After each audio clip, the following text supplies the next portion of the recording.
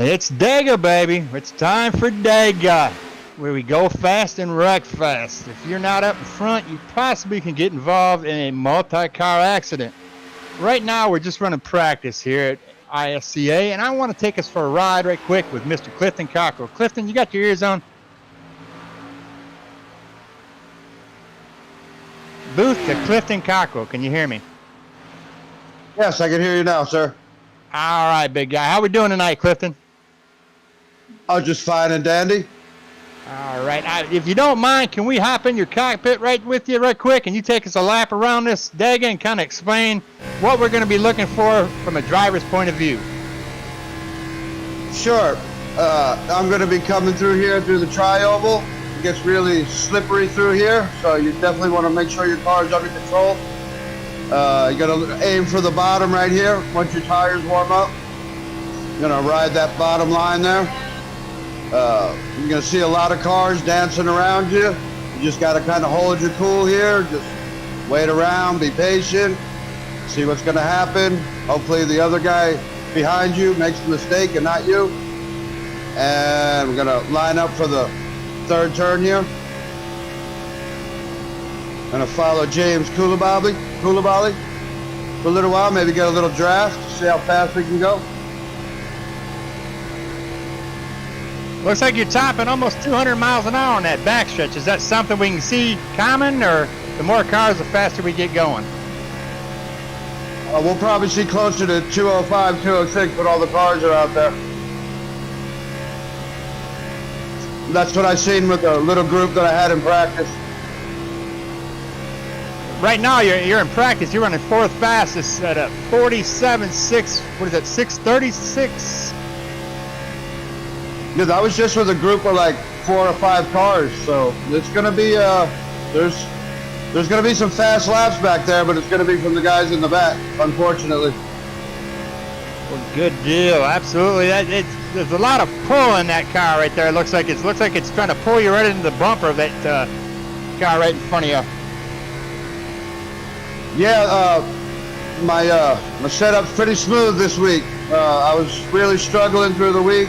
I wasn't really confident, and all of a sudden I stumbled upon something here, and it feels pretty good. I'm feeling pretty good for tonight. Well, good job, Clifton. I appreciate you talking with us, and good luck during the race. Hope to talk to you afterwards in the winner's circle. Heck yeah, anytime, guys. Thanks a lot. Good luck, brother. Appreciate you. Thank you.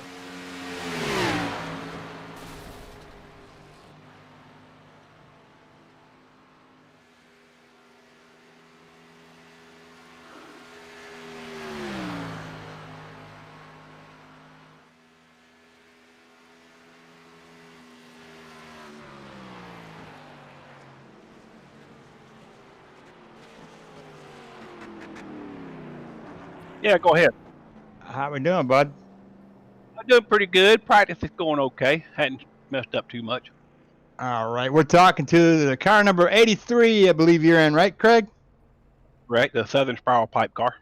All right, buddy. Well, we just took a ride along with Clifton Cockrell. He kind of showed us what the track is like. You got any insight about what we're going to see tonight from the other drivers, including yourself? Well, first thing is to let me get a shout out to my sweet little cousin, Ashley, out there in Reno, Nevada. I hope she has a good time watching this race. But yeah, you're looking at about probably the first 20 laps. The tires are going to be okay. Everybody should be able to fall in line. But man, I tell you what, after that 20 laps, I mean, the wind, the tires, this is unpredictable. I wish I could tell you. I don't even have a plan. Well, the plan is to finish and win, isn't it? Yeah, you're right. I mean, ultimately that is the plan. But I mean, I really this race is so unpredictable. Anybody can win this race. Well, it looks like you have a hot rod to do it in practice. You're 8th fastest, and that's not too bad. And you're not even really 2/10 off of the leader, John Mullins, second. And that could be just because you didn't have a draft big enough with 5 or 6 or more cars. Guys, I mean, they got it working really good, and the G&G guys, Al and Kenny, yeah, y'all definitely got a good setup, and with and did some pushing for me. But I don't know. I don't know what we got with other cars. We just need to wait and see what happens. Do you have a dancing partner you want to ride with tonight that you kind of think that's going to help you get up there and get a victory? Of course, we got the Johnson Racing, the Johnson boys, and Brian and Chris. If we can all hook up, that might be a good thing. But even then, running with those guys, they're a lot more talent there, and I don't know if I can help them out much. I think you'll probably see me kind of hanging back there instead of really pushing anybody. Craig, I think you're underestimating yourself. I seen you during practice, and you were holding your own and holding strong. So let's see what the number 4, Brian Johnson, and the 48 of Chris Johnson have to maybe keep up with you or even help you out. I can hang on to it. That'd be a good thing. Well, you hang on to it, buddy, and I hope we talk to you soon and after the race at Victory. Appreciate it and hope everybody enjoys the race. Good luck, and I hope you say your niece in Arizona. It's my sweet little cousin, Ashley. I introduced her to iRacing this past week, and she said she's going to watch the race. So we're the Johnson boys are racing for her. All right. Well, this one's for you, Miss Ashley. Hope you're watching, and let's cheer for the Johnson team here and see if we can get one of them in the winner's circle. Thank you, Al. I appreciate all that you do. Thank you, Craig. You have a good race. Stay safe, and we'll talk to you soon.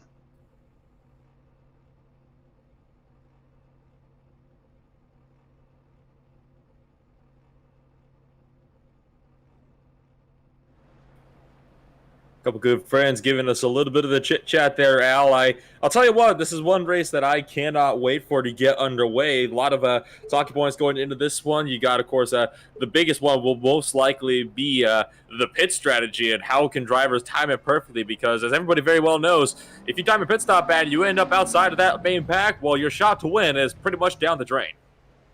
Well, let's see if we might be able to get a hold of James Mullins. James Mullins, I believe, was he one of our winners last week? Previously in the season, I'm not terribly sure if he won in this past race at all, but he definitely has won previously in the season before. I believe it was at Bristol, was it not?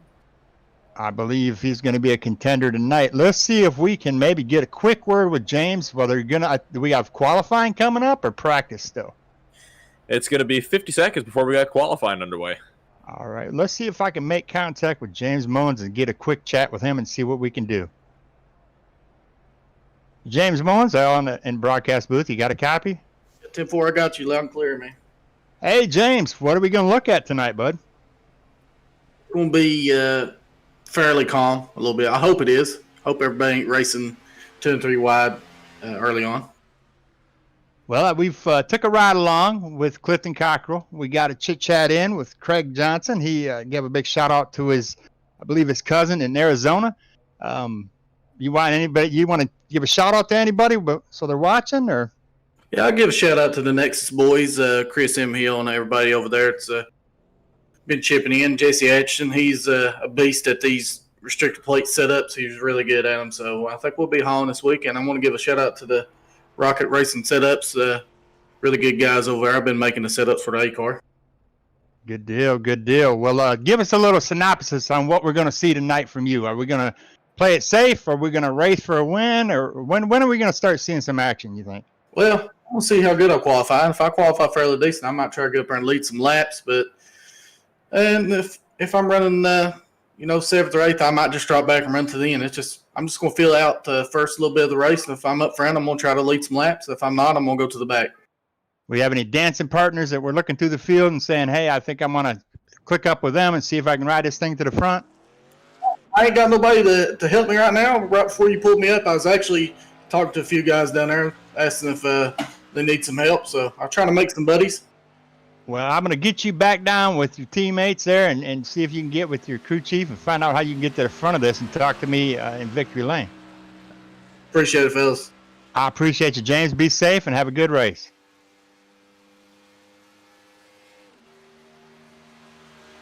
And with that, we roll things over into qualifying 1 minute into the 5-minute 2-lap session. Several cars already on course. And here's where we get into the other big factor just before this race begins is, of course, the qualifying strategy, because, fairly often you're going to be seeing drivers running that top line for the first lap of qualifying just so they can get the momentum going and then hug it around the bottom on their second lap all the way around.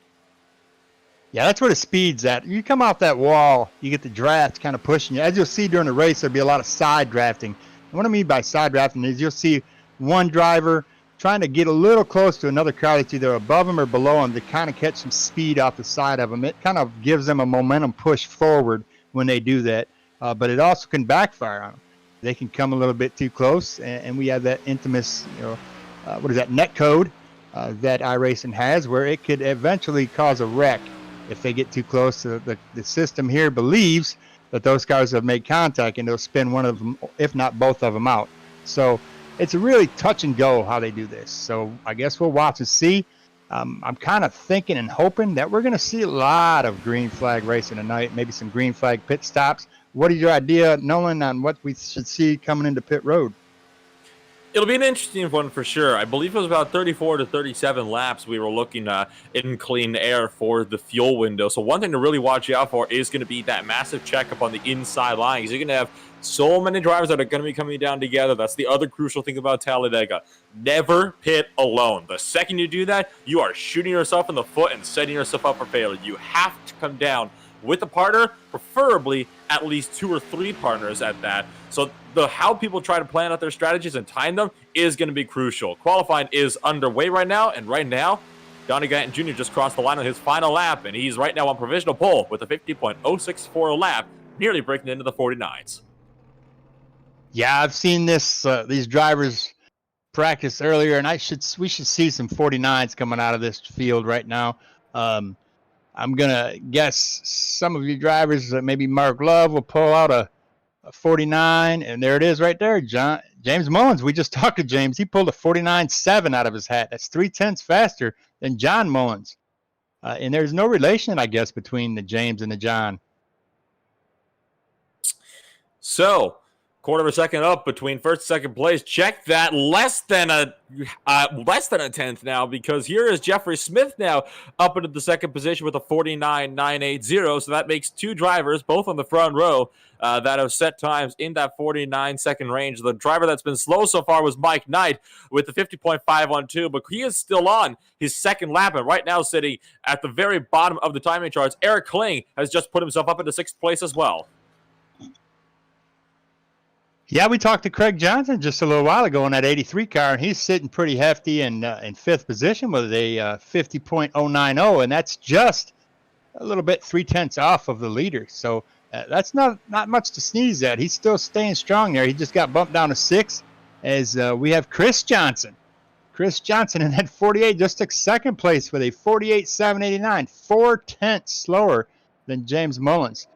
This is going to be a great race. We have some fast hot rods out there.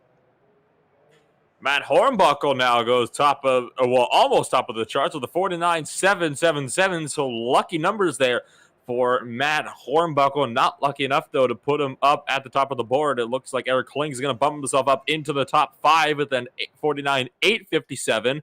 So right now, 15 drivers qualified. Just about half the drivers in the field. We got scheduled 28 to qualify today. Look at Justin Levine in the 19 jumps up in 49.720, 2.2 faster than James Mullins. His car was flying. So it looks like Justin Levine will be on the pole. 2nd place will be James Mullins. Starting behind of Justin will be the 56 of Matt Hornbuckle. And then starting on the outside of him will be the 24 of Kenny Powell. Next in line will be Chris Johnson. And starting outside of him will be Eric Kling. And then we have Jeffrey Smith, John Mullins II, Michael Knight, Donnie Gatton Jr., Craig Johnson, James Cullibully, Michael Doyle, Tyler Smith, Tanner Love, Clifton Cockrell, David Gervais, Brian Johnson, Tyler Pluff, Andrew Melvin, Wayne Grassi, Jordan Profit, Mark Love, and I believe we have Kendall Levron, Cecil Keith, Paul Olson, and Brian Hubble will be a field we're going to have tonight, and that is 27 drivers. You're going to see my name up on there because I jumped in a little bit earlier just to do some practicing. So I'm not actually in this race. I'm in the booth. Not for many, you're about to pull a Clint Boyer on us there.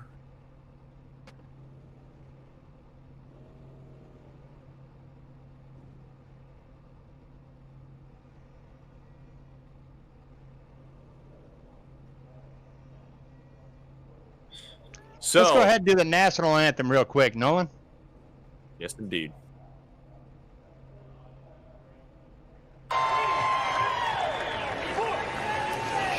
Oh, say, can you see by the dawn's early light what so proudly we hailed at the twilight's last gleaming, whose broad stripes and bright stars through the perilous fight o'er the ramparts we watched were so gallantly streaming, and the rockets regular,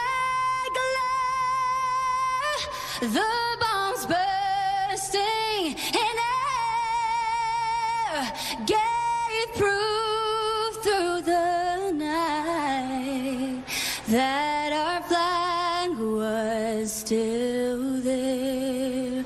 Oh, say does that star-spangled banner yet wave o'er the land of the free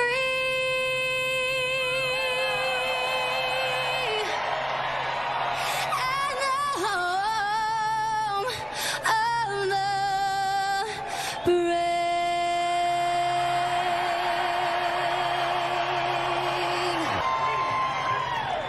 And now, for the most famous words in motorsports.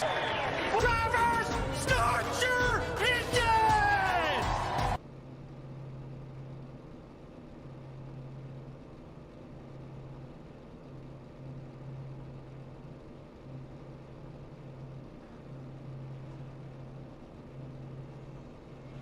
Welcome back to Talladega. Talladega. iRacing Stock Car Association is presenting you with, what is this, 94 laps tonight.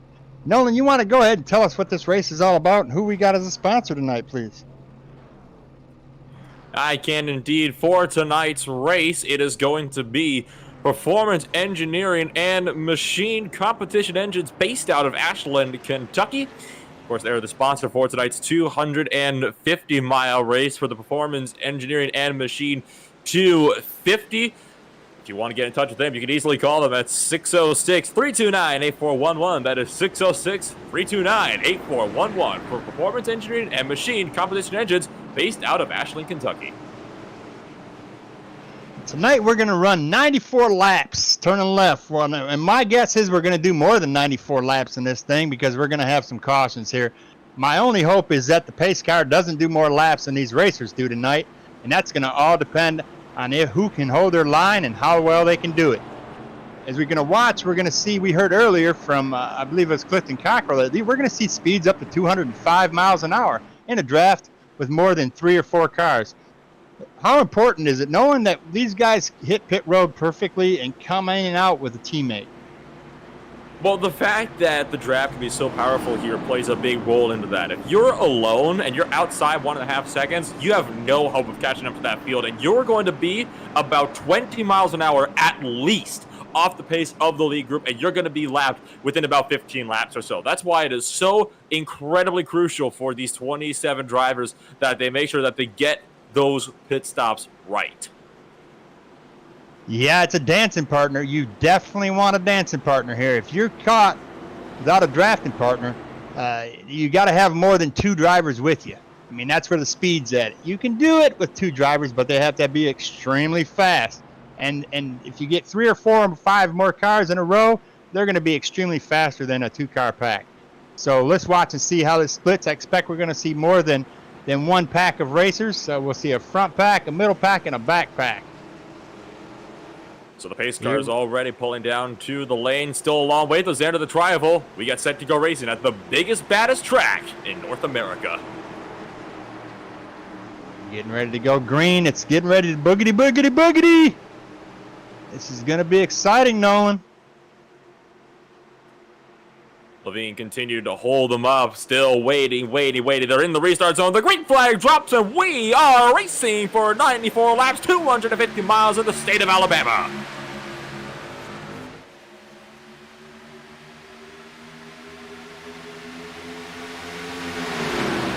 Looks like a leader for Justin Levine and James Mullins are up there side by side, and right behind them, side by side as well. It looks like James Mullins might have just decided, I'm going to stick it in line here. We've got a high line. It's got the leader, and that high line is going to be Kenny Powell. Kenny Powell has got the 48 machine of Chris Johnson behind him. One driver dropping rapidly down the order. Jeffrey Smith just pulled off the track and moved way down to the back, and he might have almost lost the draft, as a matter of fact. Way at the back of the field. He started 7th place on the grid today, but now he is all the way down at 27. So all of a sudden, Jeffrey Smith has got some work to do. That's something you see some drivers doing. They tend to back out, fade to the back, and play tracks like these just so they can make sure they're not in the mess when it takes place. I say when, because everyone knows that when it's at a track like this, the big one, it's always on the horizon. The only question is going to be which of these fateful contacts is going to be the one to start it. Yeah, it's definitely not a if. It's exactly a when. We watched Michael Knight in that 68 machine. He must have got one heck of a run. He came from, I believe, 9th all the way up into 5th in less than a full lap. So Mike Knight certainly putting the power down and trying to continue to move up the order. Right now, almost the entire field is single filed out. The only driver that's really on an outside line is Donnie Gatton Jr., but he doesn't have any help out there, and he's already starting to try to find his way down to the inside line. He just needs a gap right now to work with him, though. This is something that is going to be typical right now of this racetrack. We're going to be seeing this single file for a little bit while until one of those drivers on the middle line can find the dancing partner, because you can actually get some very, very good runs off of that middle groove, but you need to be pushed in order to do it. Yeah, they'll stay single file, especially the lead pack here. They're going to stay single file because that's where the most speed is. What they're trying to do now is they're trying to put some space between them and a organized second pack. What you'll see an organized second pack, let's see if there's any. Well, it looks like we've got Donnie Gatton is still on the high side, so we don't see a second pack developing quite yet. They're all kind of with each other, but you will see as time goes by, some of these guys will start falling back and develop a second pack. Might take a bit for that to happen as well, as it might be a case of some drivers getting a bit more brave than others. A couple drivers moved to the outside line as well. Craig Johnson among them, and he has got Tyler Smith behind him to help. They might be trying to link up here with Donnie Gatton Jr. in that number 9 car to see if they can give us some help. Also on the outside lane, you've got Clifton Cockrell and David Gervais up there on the high side as well. So you got about 5 cars right now that are trying to form an outside groove. Well, you watch that Craig Johnson, the 83 of Craig Johnson that we talked to earlier. He is on the outside, and he is trying to catch up with Donnie Gatton Jr., and as soon as he catches him, the pushing will be on. And you watch how fast Donnie Gatton Jr. gets to the front. As you see James Mullins pulls up, and he catches the draft for Donnie Gatton. Whoa, Craig got a little squirrely there. He got a little air push, and he was good save, good save. But now you see as he sucks up, he'll start to back it off a little bit here, because if he gets too close, you don't want to push the pusher. What I mean is the lead car, the second car behind them will be pushing. A car behind the one that's pushing, you don't want them to push you, because that can make you squirrely. So Mullins just tried to have a look for the race lead as well. That didn't quite work out for him. Did not get the draft that he thought he would, but now he's leading the charge on the outside groove. And here's something to note as well in the terms of the fuel strategy. When you're running up in front, you're burning a lot more fuel than you are if you're running behind these guys in one of these trains. So that's something that they have to really keep an eye out for as well as that their oil and water temperatures, because if those get too high, your engine's going to blow up. And I've seen it in the past where drivers have actually blown up in the middle of the field, and it's caused a big mess, because as soon as you blow up, you're going to start to fall down the order. 3 wide, though, in the back as Tyler Smith is up the middle now. The 83 Craig Johnson getting hung out to dry. Well, you'll see what happens on the outside line typical is let's use hypotheticals. Let's use Donnie Gatton. He pushes James Mullins up to the lead. You'll see James Mullins leave Donnie Gatton and go to the low side, right in front of the leaders. That's leaving somebody out to dry. Now, if you don't have if Donnie didn't have the car behind him, he would be stuck and he would fall way back. But he looks like he has a drafting partner, so let's see how well that high line's working. It's not working too well for him right now. No, certainly not. That outside line has not come into its hole yet. Ever since Mullins jumped to the high line, he really just has been falling back like a stone. Donnie Gatton Jr. was actually making some pretty good headway even on his own with the side draft working through the corners. And now, though, he's got to play nice with Mullins just ahead of him. There you see the momentum up the corner, though. Look up front. There goes Matt Hornbuckle. Matt Hornbuckle wants the lead. He'll get the lead right here. It looks like the 6 car is going to push right up with him. Is that Mullins? Yeah, Mullins is going to push, and I will tell you this is going to be Matt Hornbuckle to the lead in about 2 laps, because Mullins is going to get the good draft if he has Donnie Gatton staying right on his bumper, and Donnie is falling back. I don't know if Donnie's setup is not what he wanted it to be, but he is falling back, and he's holding up the 22 of Tyler Smith. If that tie line would just get moving, now you watch James Mullins see Matt Hornbuckle falls down into the lead. And you watch James Mullins gets hung out to dry as he drops back and he catches. We just talked about this. And as we see that happening, we're going to watch another lead change. It looks like that Justin Levine to the high side. We've got Kenny Powell is pushing Matt Hornbuckle. And it looks like that low line is a lot stronger. If they can keep this up, the low line will be just fine. That high line is just unorganized, Nolan. Unorganized. Everybody's just scrambling back there. I mean, you're seeing drivers trying to poke out and make positions on each other on the high line. They need to work together. I mean, I'm watching right now as Clifton Cockrell's trying to go to the low line. Hang on! And actually, David Gervais just got pinched almost out of the apron by Tyler Smith. Almost got forced down below the line. In fact, Gervais had to let off or he would have turned Tyler Smith down the bumper. So a lot of drivers are getting antsy really early here. It's only lap number 9 to 94. These guys still have a very long time left to go. But now, though, it is Justin Levine to lead that outside line, and he is going to be working hard to try to find his way back up to the front. Well, we've already watched as James Mullins in that 6 car pushed Matt Hornbuckle to the lead. And will he do the same thing and return a favor for Justin Levine and give him back the lead? No, it looks like he's going to try to go to the high side and make this 3 wide. Does he have a dancing partner behind him?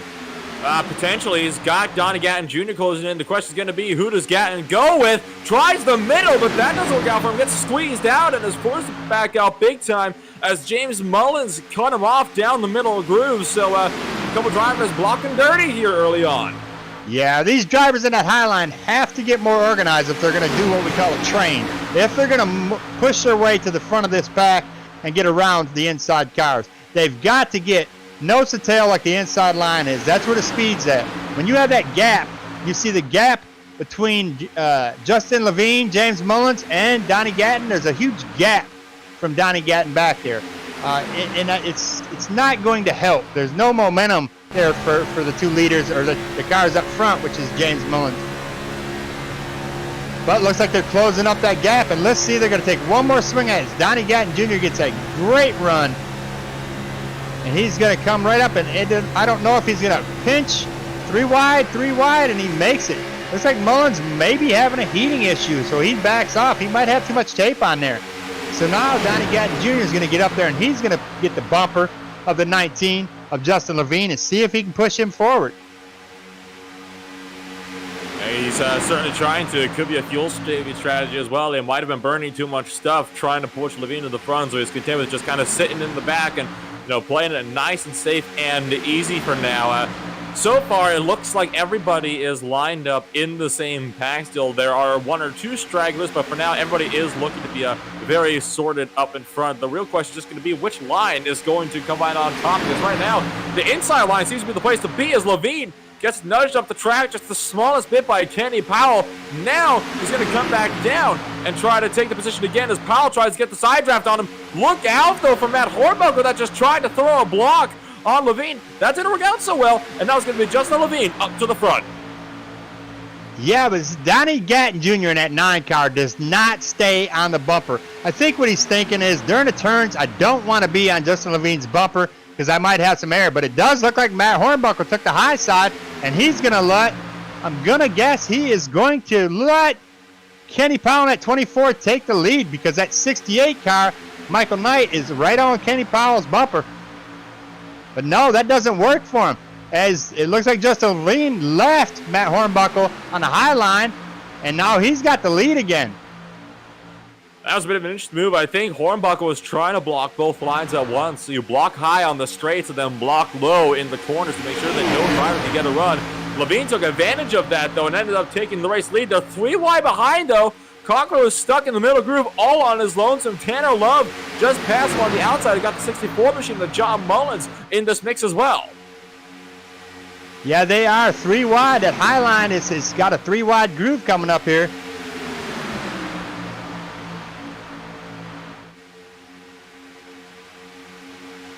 And now look at this, looking 3 wide, potentially 4 wide. One driver gets squeezed up high. That was Hornbuckle that just blocked the outside line big time. And we almost had our first yellow of the race right there. They are going to go 4 wide now for a hot second off of turn number 2. And this is really getting antsy now. This is behavior you usually see in the closing laps of the race, not the opening laps. Yeah, we're watching at 52 of Eric Kling. He's worked his way up a little bit here. He dropped back. He started 6th and dropped to 11th, and I don't think he wants to stay back there.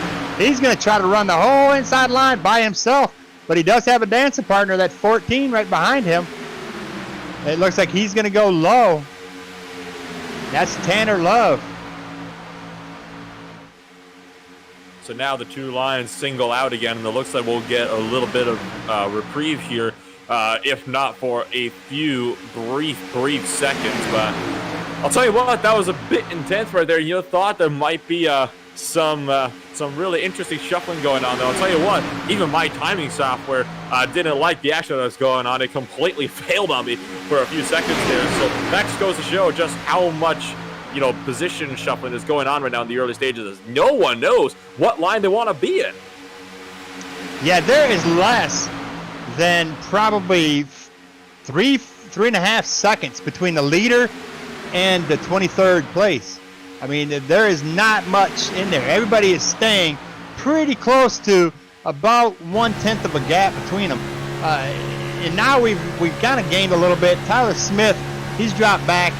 He wants to stay about a second half from the leader, and he wants to stay a little bit behind the car in front of him, just in case there's an accident. He wants enough reaction time. So that's where his strategy is starting to come in. He's starting to see, as these guys are now, they're getting some time on those tires, and he knows they're going to be starting to wear out. He doesn't want to get involved in any kind of squirreliness that's going to go on, because as their fuel runs, the car gets lighter in the back. And as it gets lighter in the back, the tires get wore out. As the tires get wore out, we start sliding. I think now that things have started to sort of settle down for a bit, at least, as we see John Mullins now trying to go to the point while being pushed by Kenny Powell. I have to ask you this, Al. What lap do you reckon that big one's going to happen? Because the way they're driving, you would think it would be coming up soon. Well, typically it happens right about lap 32, 33, and then, but I don't think we're going to see a big one until right around lap about 75. That's going to be about the time of a second pit cycle. I imagine to start seeing these guys come in, at about 37 laps. 37, 38. The leaders definitely will have to come in by that time. The cars behind them, they have the draft, so they're probably about 3/4 throttle, so they're not using up as much fuel as the leaders are trying to stay in the lead. Levine right now being pushed by Mike Knight, who just leapfrogged up into the second position. He's got Chris Johnson right behind him as well. Then you have Tanner Love all the way back to Mullins before you see John Mullins. Oh, trouble in the back. One car slides on the bottom. Up into the wall. It's the number 9 of Donnie Gatton Jr. He's going to get collected, and that is the big one right there on lap number 18. Wow, that's amazing. Brian Johnson in the 4 machine, he was a victim of that as well. He got some pretty significant damage, and probably any damage here, if it's in the front of your car, it pretty much ruins your race. So that pretty much is going to take Brian Johnson's ability to win out of the picture here. We had some other cars that were involved in that as well. Let's go back and watch that wreck and see what happened. It's a bit of a difficult one to call because they were going 3 wide, and if you ask me, all 3 drivers might have a hand to play in this. Let's start from the bottom, work our way up. So Wayne Grassy on the bottom, he was trying to force the issue 3 wide up the very, very bottom while there were 2 cars already merging down. You had Matt Hornbuckle that was running the middle groove, who was already just made a pass around the outside. He was already 3 wide as it was, and he was trying to pick off one more without backing off. Then you get Donnie Gatton Jr., who I guess did not realize that Hornbuckle was down there because he completely just chopped off his nose. So it's going to be an interesting one to see which driver is going to get, is going to get the blame for that one. Whatever the case, Gatton Jr. slammed into the outside wall hard, then rebounded back right into a spinning Mark Love, who was hit up the backside by Tyler Pluff. They collected the 4 car of Brian Johnson. I know the 37 machine of Andrew Melvin was in it. Jeffrey Smith was in it. You had Brian Hubble that was in it. Looked like Cecil Keith actually just barely made it out. So if we can, let's get an onboard shot with the 33 because he split the middle of the mess and managed to make it out of this one. I also believe, though, that we might have had the 17 car James Colabilly caught up as well, if not just for a brief minute. So a lot of cars torn up in this one.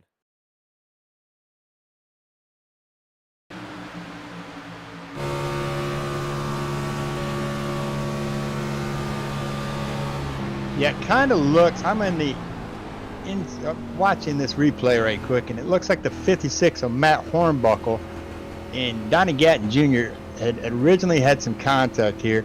I'm not quite positive. It looks kind of like, again, what I call that netcode situation. It looks like Matt Hornbuckle came up just close enough to Donnie Gatton Jr. to where the computer believes that they made contact. And there was a netcode situation that took Donnie Gatton down across the nose of the 7, which ended up spinning him completely out. And once one wreck happens, these guys lock up those wheels, and if you lock them wheels up in a turn, you're bound and determined to wreck. You're going to lose control. It is a bit of an interesting one because while there was a gap between the 2 of them, judging on the trajectory from the car that got turned sideways, I believe it was Colabilly that got turned sideways, I honestly believe that they were going to wreck regardless. He was coming down a bit much. He was on the inside, or he had cars on his inside. They were going to touch regardless. So I think that kind of an incident was just really inevitable. I think that's a product of guys trying to find positions a bit too early in the race. I mean, we're already just on the 20th lap. We've still got trying to check my timing screens here, which have also just completely broken up as a result of that. So I'll get back to you on how many laps we have left to go because I'm not very good at math. I don't know if you can help me on that. But my point is that they were shuffling around a bit too aggressively too early in the race. Yes, and I just watched the replay, and how amazing. Craig Johnson just squeezed between him, the wall, Donnie Gatton, who was coming back up across the field as he hits the outside line and projects. He spins around, and he comes right back down into the field. And Donnie's got no control over this car. He was going over 190 miles an hour. So all he's trying to do is, if you hold your brakes, you really don't have any ability. But it does look like a 37 just plows, and I don't know. Yeah, the 37 did get some contact. I thought he was going to ghost it. It looks like the 13 also T-bones him, just kind of plows right into him. Now, does the 13 have any damage of Brian Hubble? Because I'm watching these guys, and it looks like they're basically driving right through these cars.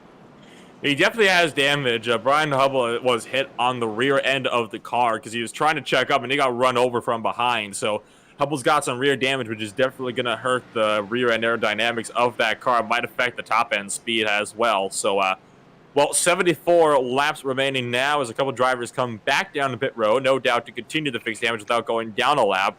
One driver I'm noticing is Mark Love, who is going to have a very dull race ahead of him because no front grille on that car, which means definitely going to be down on power. Yes, it's definitely not going to do you any good right there to not have a front grille. Well, after all that melee of mess, looked like the big winner in that deal would be David Gervais and Tanner Love. They both started. Tanner started 15th. David Gervais started 17th, and they are now second and third. So right now they are up there in the top 5 after they started in the back of the field. Right now, the the biggest mover up has been Tanner Love, who's right now, he's sitting in second place right now. He's advanced up 11 spots from where he started in the race, so that's definitely good for him. The biggest mover downwards, unfortunately, was a result of that wreck, and that was Mike Knight and Matt Hornbuckle. They both dropped 13 from where they've started in this race too, so big unfortunate to see both of them so far down the order. And it looks like Andrew Melvin just took his car straight to the garage. He called it a night. His team said this is too much to repair, so he's going to be out of the race, and he's going to finish in the 27th position, the last car. I said earlier in the race, before we started, this is a very fast track, and things happen very fast. And sometimes, hypothetically, we like to believe that if we stay in the back and kind of stay patient, we're not going to get involved in them. That's my theory. That's how I race a lot of my races, and sometimes it does pan out, and sometimes this is exactly what happens. You get in the back that way, and you get a little impatient because about another 17, 18 laps, there's going to be some pit stops, and you're going to have to be on the inside, because if you're on the outside, you're not going to be able to get out and hit pit road. So, well, the field is stacked up, doubled up, and ready to go back green flag races as the pace car pulls it down on lap number 21. It's going to be 73 laps to go when they take the green flag. It's in the hands once again of Justin Levine, who is continuing to hold the field and now is on the lap pedal. We're off and away. Let's see what David Gervais has got himself up there. Let's see what kind of pushing he can do.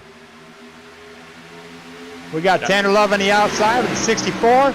John Mullins is 2, and here comes the 48 machine of Chris Johnson. He's on the inside, and he's going to clear those guys. And he's got, I believe that is who is that? Is that Tyler Smith, the 22, behind Chris? Indeed. So Chris Johnson had a bit of a run. That outside lane's only got 2 people on it right now, Tanner Love and John Mullins. They're trying to work together, but as we know, you need at least 3 or 4 cars to have some proper speed on the outside line. So they're not going to be able to get that much. They're right now just being completely freight trained by that inside line. Oh, and they're battling like it's the last lap. Look at them, 3 wide up in the front lead. What in the world? Oh, my word. That was a close one for Tyler Smith and James Mullins, who nearly turned. That was almost a 2009 Aaron's 499 incident. Remember where Brad Keselowski jumped Carl Edwards after Edwards tried to throw the double block. It almost happened there. Smith went high, so that sent Mullins low. Smith tried to cover him off, but already Mullins was there, so thankfully Smith did not keep on coming down the track. I have to give a good hand to the 14 car. Looks like James Mullins is going to go to the high side. He is sick of being the pusher. He wants to be the pushee. He's trying to use that high line and get him some momentum, and not quite yet, but you'll see he's going to go up there as soon as I believe that's the 22 of Tyler Smith. As soon as he gets up there to Mullins' bumper, and he's there. So now you'll see the 22 is going to hook up on James Mullins in the 6 car, and he's going to push him on the high side and going to try to push James to the lead. Clouds have covered the sun as of right now, so the track's sitting at 97 degrees Fahrenheit. You got 76 degrees in the air as of right now, and one driver falling down the field, he was a lap down. That's Mark Love, who is right now topping out at about 170 miles an hour on the straights. For comparison, these guys are hitting 200 in the corners, so he's about 30 miles an hour off the pace. So Mark Love, he's got to hope for another caution so he could get some free spots. Yeah, these guys are extremely close. If there is a incident up in the front of this field, Nolan, it is going to take out a lot of fast cars. Oh, yeah, absolutely. And you never know when that might happen. It could happen at any time. It could happen with any push. The slightest of taps is all it takes to send you around. Meanwhile, Chris Johnson, new leader, 48, up to the front for the first time all day. It didn't take him long. He got sick and tired of hanging on the back. It is getting pretty cloudy up there, but now watch what happens with James Mullins. He got left. Now, as long as he can catch that 22's draft, he should be able to get up there and pass Chris, but he falls back as the 19 stays right on the bumper. And he's the 19 left. and he's going to leave Chris Johnson and right to the front freight train him. That Right was to the terrible. front. That was Leapfrog. that was completely disastrous for Chris Johnson, who immediately loses the lead in just a few feet. I mean, he dropped back like a stone after that. It goes to show that the second you get left out, you're going to fall back immediately, like no hesitation. So that just goes to show you just how powerful the draft is and how crucial it is that you time those pit stops perfectly at a track like this. Well, you don't want anybody behind you. If you have a pusher that's laying back, you're not going to get the momentum. It's like a pull. It pulls your car back into them. They've got to stay just like Chris Johnson in the 48 machine is staying right on the bumper of the 19 Justin Levine. He's not directly hitting him, but he is just there enough to give a force of air between his car and Justin Levine's car to keep his momentum in front of the 6th car of James Mullins. As you see, they just pull away from him. Now, what you'll see here is Chris Johnson, if he pulls up in front of the outside line, he will leave Justin Levine behind, but David Gervais is right on his bumper. So he could have pulled the same move that Justin Levine pulled on him a little earlier. Indeed he could. So at this point, Levine could very well be a sitting duck. Johnson will not be able to make it to the outside right now because Mullins is already there. And Mullins is trying to steam to the front with the help of Tyler Smith just behind him. This field really is double fire right now, running too strong. Mullins pulls out to the high side, and that's going to let Tyler Smith lead what is right now a middle groove. And all of a sudden, this means that number 14 car of Tanner Love is going to be second in line. It looks like Chase Mullins not wanting to push it that early on. So we watch. Here goes Chris. He's going to go to the high side, and that's what we expected to see earlier. Chris Johnson will now take the lead. You watch how he comes in the high side, and he's going to get a big draft from the 22 car. But David Gervais is right on that 19. That 5 is right on the 19 there. So David Gervais is not going to allow that to happen, and he closes it up. But you'll watch. You'll see David Gervais in that 5 car. He will cut the high side right in front of Chris Johnson if he gets an open window, because he wants to lead this race as well. You should see it probably here coming into this turn.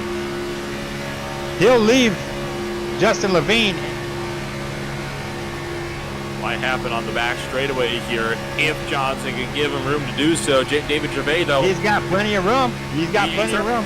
If he's going to make that move to the top side, now is the time to do it, but he's not. He's staying right behind her, so might be opting to save fuel here early on. And had a look there. He's still having a look, but he just cannot get the momentum he needs, it looks like, to make that outside move work. And now Chris Johnson is very much there, and all of a sudden, that gap for David Gervais, it was a small one, and now it is closed.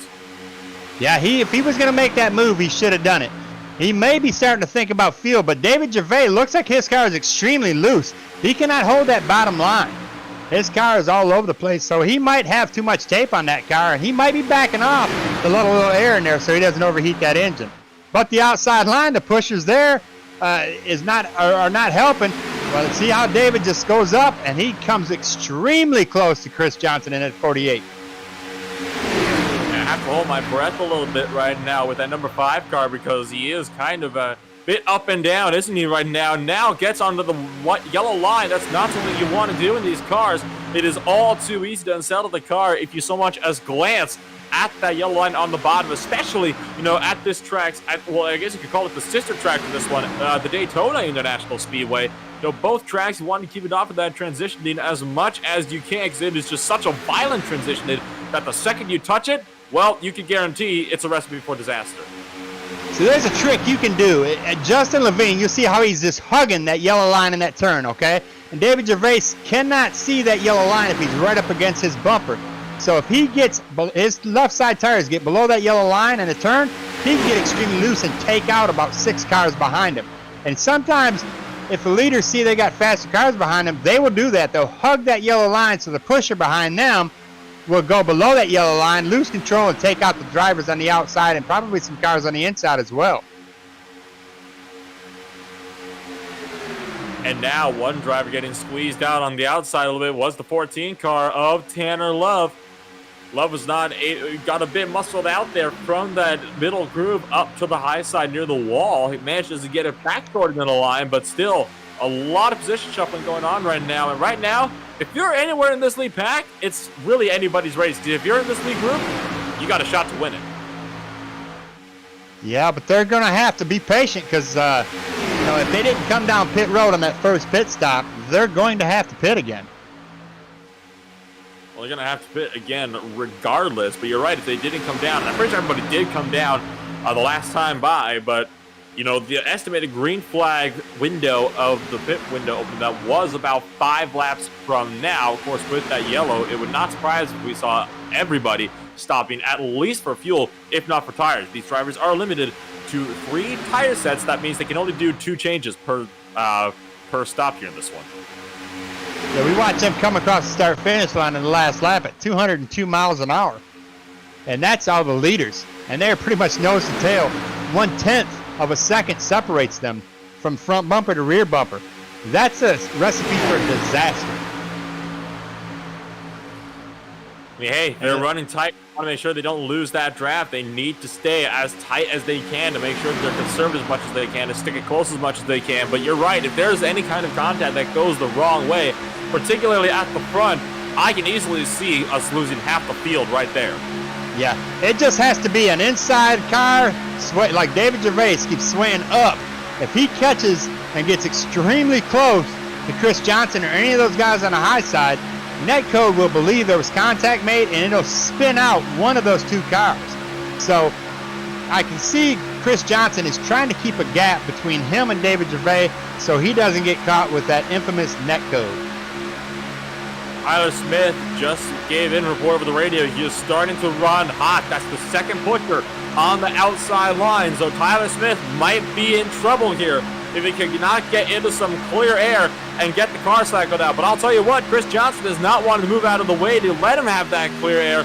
So Tyler Smith might have to go to the bottom. He is going to go to the bottom, actually. That's a bit surprising. I thought he might have gone to the top line so we could get into some clear air to cool the car down. So it's a bit interesting to see him instead duck into the bottom lane. Yeah, you'll see. Now, Chris has to have the 14's help to get to the front. And when they put too much tape on, when they believe that their car is fast enough to be not a pusher, but a push-E, if they believe that, they'll put too much tape on during a pit stop. Chris Johnson said, I'm not going to push you, 16. I'm going to come right around you. And it leaves him right in the center there to fall back. So Clifton Cockrell, he gets left out to dry. Indeed, Cockrell left out to dry, and you saw Kendon Levron tried to go around the outside of him as well. Didn't quite work, stalled out, had to slot in behind the 16s. All of a sudden, it's a 2-car train up at the front. Chris Johnson being pushed by Tanner Love, and Cockrell giving a bit of a thank you to his little partner right there in that middle groove as he tries to help him push his way back up to the front. So a big gap right now separates second place on that high side down to the 3rd place driver on the high lane. So the cars that are using the most fuel here, Nolan, it's going to be a top 4 cars. You've got the cars in the lead and the cars that are pushing the leaders.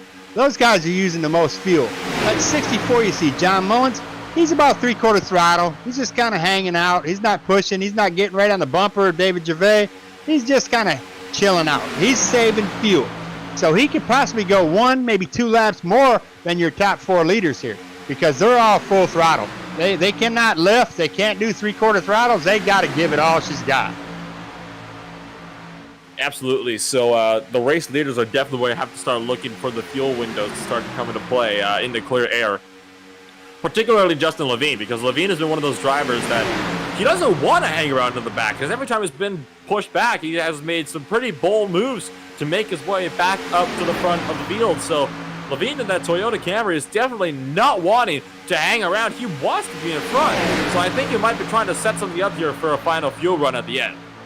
Well, if you ever watched one of these Dega races on iRacing, you'll notice that the most action happens in the middle to the back of the field. Okay? That's where a lot of the wrecks happen, and you don't want to be back there. So they're trying to stay up in front as much as they can. Now, the way they're racing up front, it may be backwards. We may start seeing some accidents up front, and the guys in the middle and the back, if they can slow those hot rods down, they'll be all right, and they'll be in the front. Chris Johnson still leads from the outside line, still has Tanner Love pushing him. The outside line has really stall now, but they are approaching some lap traffic here. That is Craig Johnson and Brian Johnson right now that are being caught, and they are looking to be in all three grooves just behind them, so this might get tight here as lap traffic enters the picture for the first time today.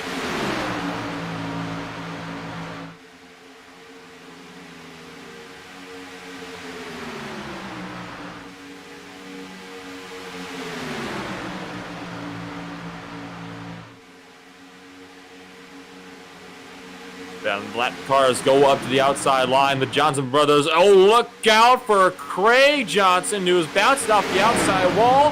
That gets a bit tight now as the field manages to get their way through more or less clean, but a scary moment there as they lapped around the 83 car, Craig Johnson.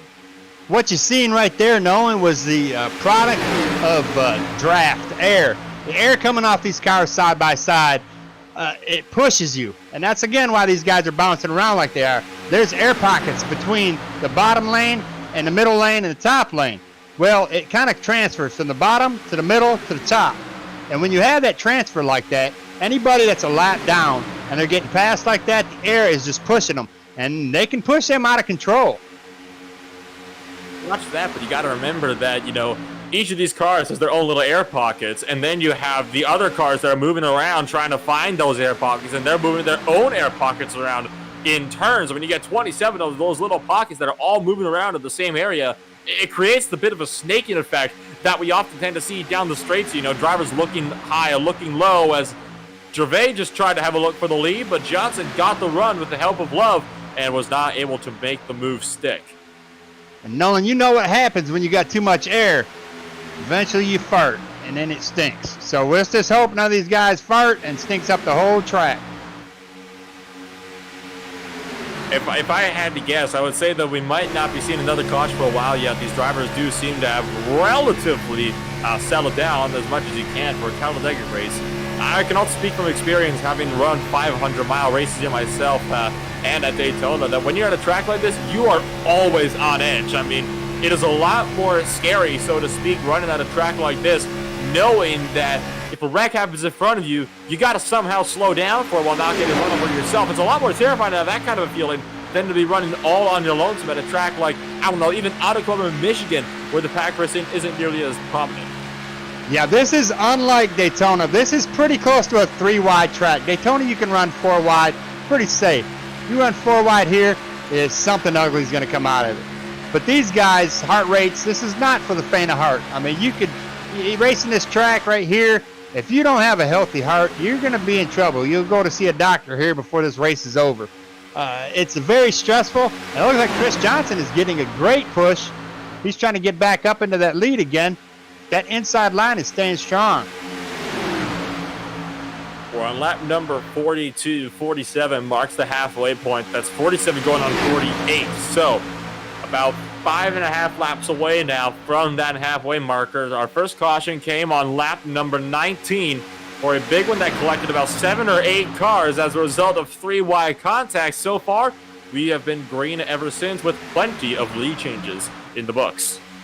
Yeah, we're going to see these guys coming down pit road in roughly about 24 laps. So roughly about 66. You know, when lap 66, we should start seeing these guys pit. 65, 66. I bet the leaders will come in around 65, unless we have some of these drivers that meet by accident before them. Now this will be, if they wreck around 64, 65, that will be the end of a pit stop. That necessarily has to happen. If there's a caution come out, we'll see some drivers that may come in. But these drivers, if this is a green flag pit stop, you may see some drivers that may risk it and just come in and take fuel only. Yes, indeed. And it's one of the crucial things, and it's a bit of an interesting one at that, because at a track like this, you can actually double stint the tires. And even at Daytona, you can actually triple stint the tires if you want to. It's a big risk, but you can do it. They got 3 wide, Nolan, 3 wide. 3 rows deep at that. Second place is 3 wide deep. Oh, look out for Gervais, kind of all over the place. They're looking 4 wide for a brief moment there. Johnson's still running the very outside line. Love has gone to the middle to help out Gervais.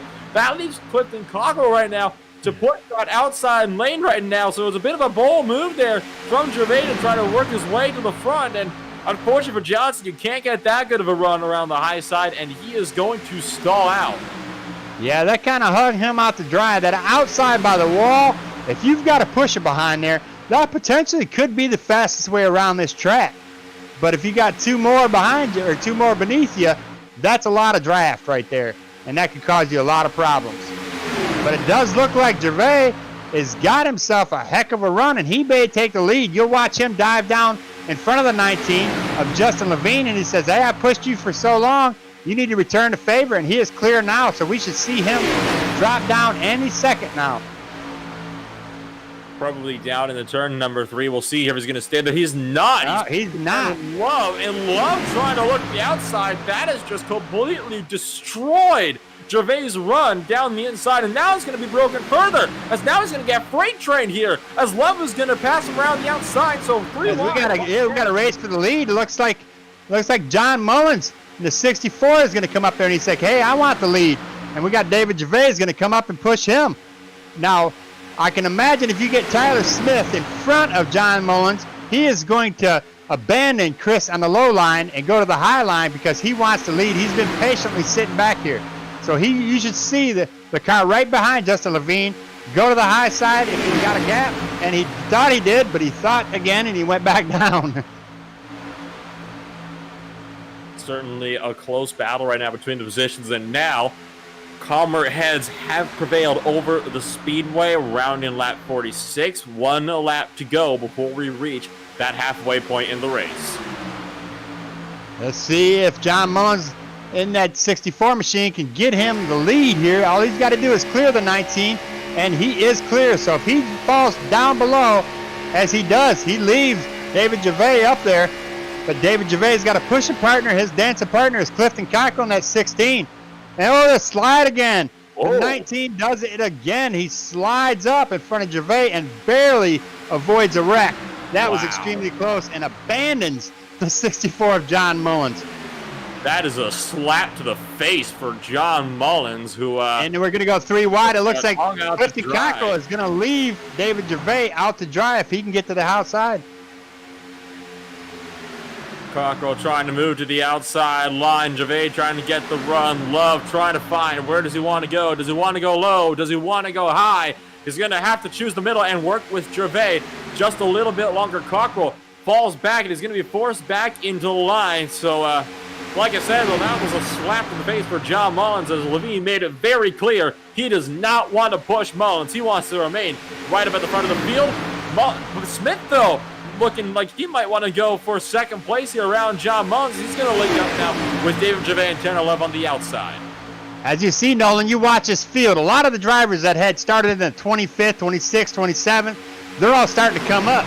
Cecil Keith started in the 26th position, and he is now sitting in 11th.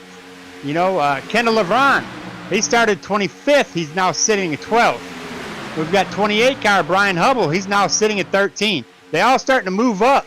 You know, this is where they start to come up because they know they're halfway, and they know pit stops are going to start happening, like I said, in about 20 laps. As we're going to try to go on the outside, it looks like that is Tyler Smith is taking the lead away from Justin Levine, and Justin is refusing to take second place as he's got David Gervais, and that 5 machine is going to push him back up into the lead. Now David is not doing this to help him, Nolan. He's doing this for what reason? He is doing this to try to get to the front. I think that's the sole reason here. I think that's pretty obvious at this point. Gervais is just trying to work his way up to the front here. As you can see now, he's got the run down the front stretch, and he's trying to push around Justin Levine.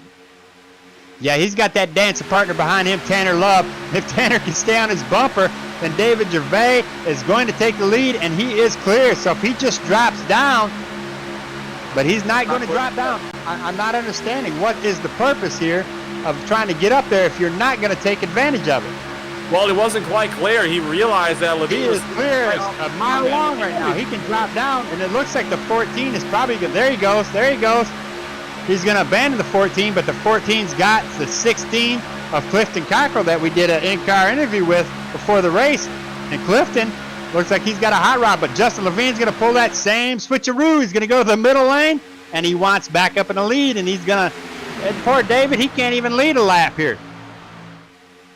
But it does look like if Tyler Smith just stays on the bumper of David, he can avoid Justin, but Justin is right back up into the lead. And it looks almost like you're going to have Justin Levine and Tanner Love, both are going to drop.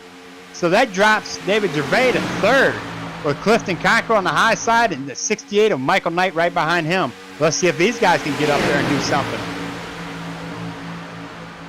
Certainly going to try it. So Levine right now working with Tanner Love on the inside line. Cockrell leads the outside with Mike Knight pushing to him. You got Kendall Leveron third in line, and then hanging out in the wings is James Colabelli driving the throwback.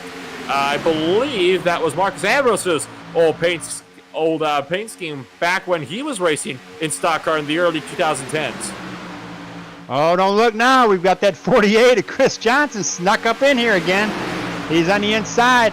And what we're going to see is we're going to see Chris loves that high side. So, oh, he just gets his nose cut off. Mike Knight giving a little bit of an apology there to Johnson for kind of chopping the nose right there. But now it's a 3-horse race on the outside line. Everybody else has really filed down to the inside line, so it looks like we're going to be seeing things settle down here for the foreseeable future.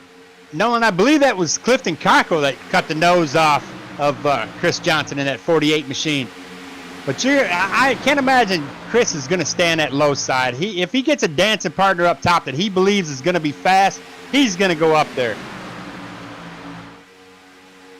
So lap number 53 is the one we're rounding right now in this 94-lap race. Still have got a ways to go, but we are now past that half distance by some margin. Levine still leads the race. He's led the most laps this race so far, started on the pole at that. Tanner Love is still trying to find a way up there. Love is one of the biggest movers. He is up 13 spots from where he started today. Other drivers are up 14 spots. Those are the likes of Cecil Keith and Ryan Hubble, check that, and Kendall Leveron that are both up 14 spots where they started today. But one of the biggest moves of the race, Tanner Love, he's right on up there, and he's trying to go for the lead. Yeah, they're going to nose to tail it because they do know they've got about 12 laps, maybe 13 laps. They got to hit that pit road. Look at Eric Kling in the 52 machine, Nolan. He got himself up in the top 10 here. Again, he started in 6th place, kind of fell back a little bit, kind of see what these drivers are going to do, and brought himself right back up into P8.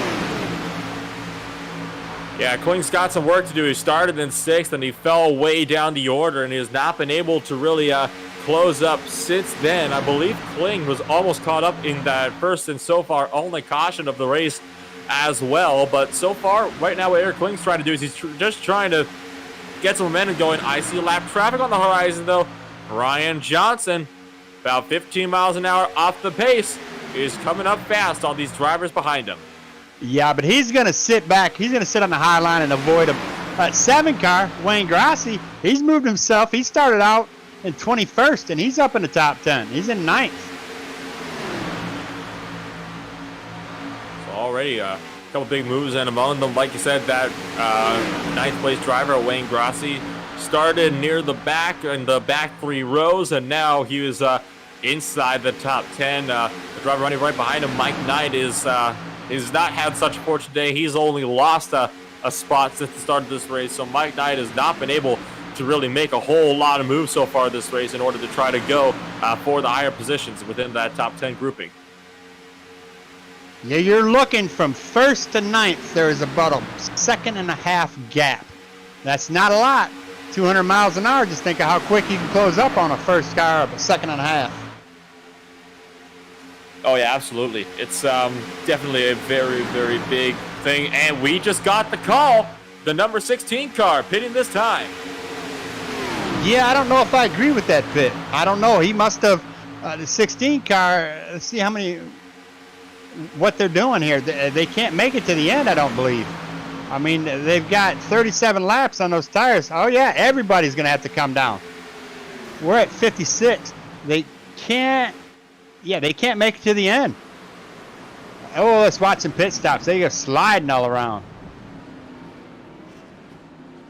So we got David Gervais, Clifton Cockrell, all on pit road. We got the Brian Johnson. We got Tyler Smith's going to come down pit road.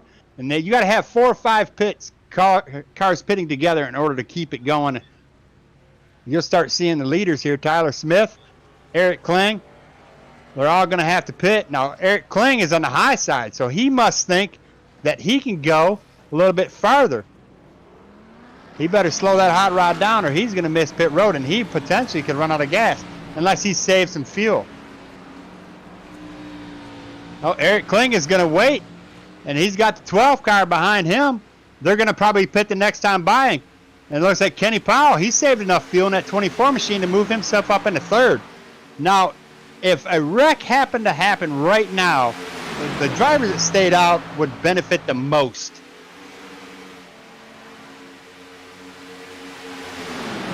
Now, with these guys not pitting yet, which we should see them pit in the next couple laps here, that's Michael Doyle, Eric Kling, Kenny Powell.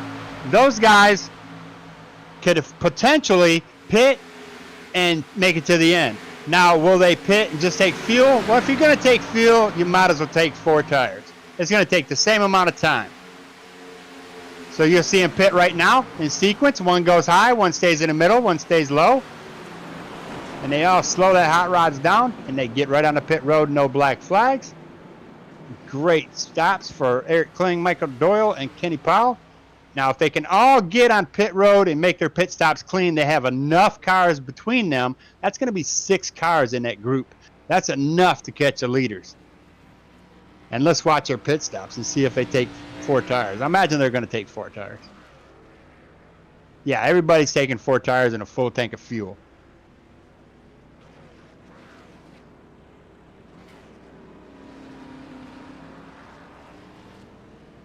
And we watch them come off pit road. And it looks like as we cycle back through, it looks like James Mullins will retain the lead there.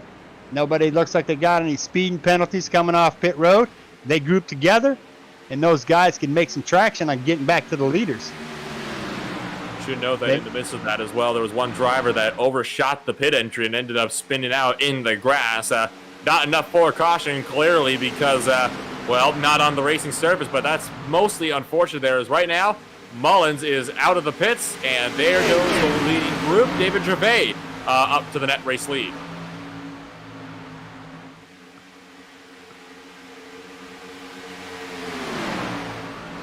Interesting pit strategy there.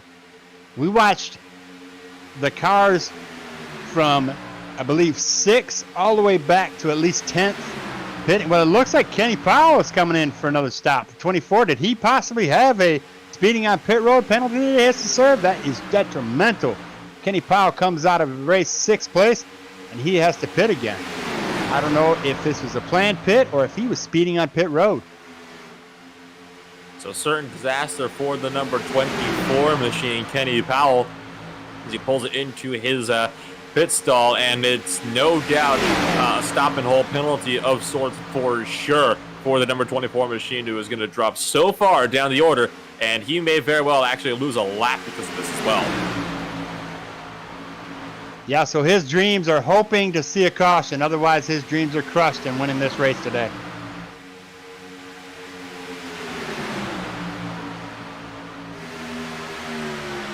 Field has reformed for the most part on the front straightaway. David Gervais finally leads a lap with Justin Levine just behind him, but they're 3 wide behind him, though, as Mullins is trying to force the issue up the middle, and Cockrell not letting him in there at all. Neither was the 48 car of Chris Johnson either, so bit of a tight moment there. Now, though, Mullins makes the jump out.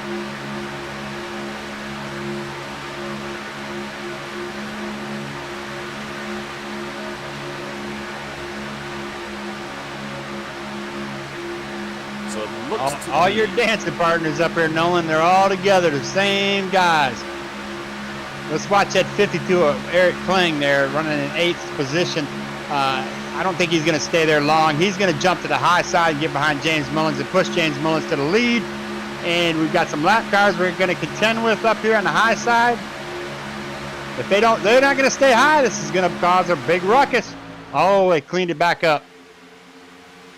Now, this is going to be very, very interesting when we get to the later portions of this race, because remember, the estimated fuel window for tonight was going to be about 32 to 37 laps thereabouts, I believe it was. We got about 32 laps in the race left of now. So some of these drivers, particularly the ones leading the train, they might end up being a little bit close on fuel here as we get towards the checkered flag. Yeah, remember, Nolan, I opened that window about 72, 73 laps. There's going to be a huge caution. So let's watch this when it goes about 20 to 15 to go. That's going to be a mess.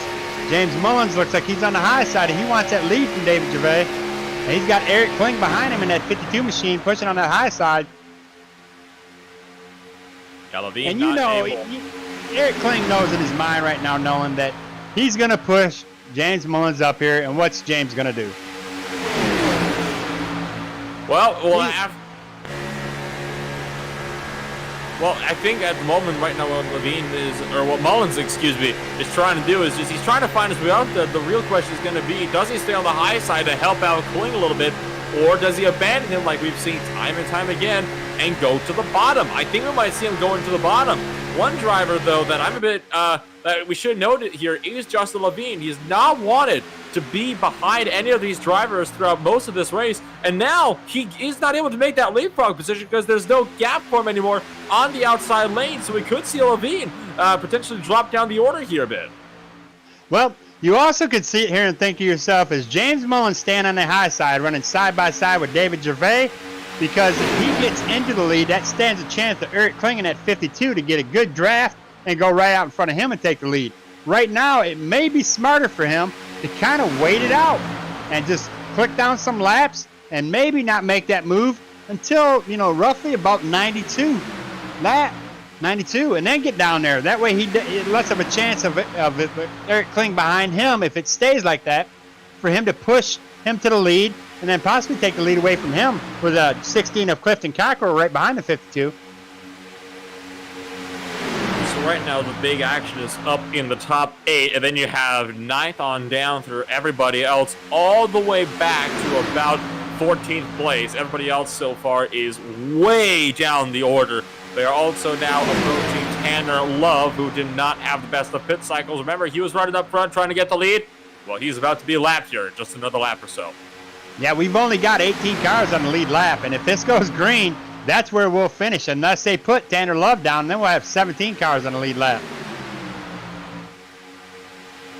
So Tanner Love might be having to hope for a yellow flag right now himself. Clearly did not get the best of pit stops throughout the midst of that cycle, and well, this should theoretically, if this goes green, that should theoretically be the last of the pit stops we'll see today. If anybody does come down again, you can best be assured it is only going to be for a splash dash to get just a couple of extra laps of fuel into the car.